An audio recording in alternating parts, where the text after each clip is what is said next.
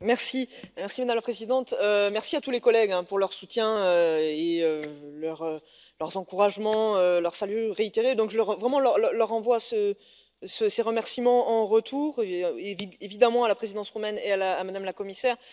Mais je ne voudrais pas qu'on ait une fausse impression avec ce consensus qui se dégage aujourd'hui sur ce texte, en ayant l'impression que tout ça s'est déroulé, que cette négociation s'est déroulée sans difficulté. Parce que, ça a été dit, on était déjà dans un premier défi qui était celui de la contrainte de temps.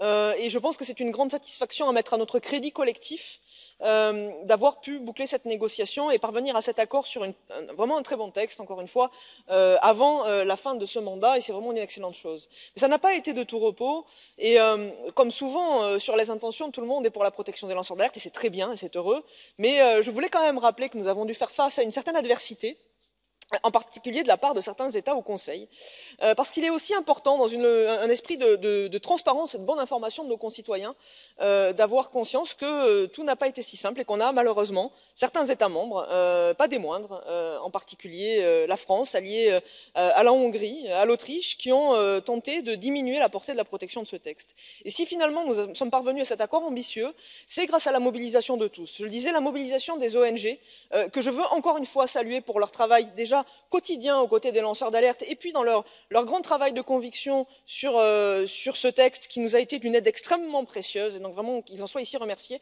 Et puis aussi renouveler mes remerciements à la présidence roumaine, à la Commission, qui ont vraiment tout fait pour qu'on parvienne à un large consensus, et aux collègues aussi, qui se sont mobilisés pour faire pression sur leur gouvernement pour que nous puissions avoir cet accord. Donc c'est vraiment, je pense, un bel exemple du rôle du Parlement européen, les visages des de son victimes, rôle de représentant de l'intérêt général des Européens, de représentant de l'intérêt des citoyens, et de sa capacité à peser dans le cours des choses et sur le rôle essentiel des lanceurs d'alerte pour préserver l'intérêt général et pour le et ça fonctionnement à de nos l'esprit démocraties. à l'approche Donc des le échéances 26 février, électorales la qui sont semaine devant nous. prochaine, Encore une mardi, fois, merci à tous et très bonne journée. à midi.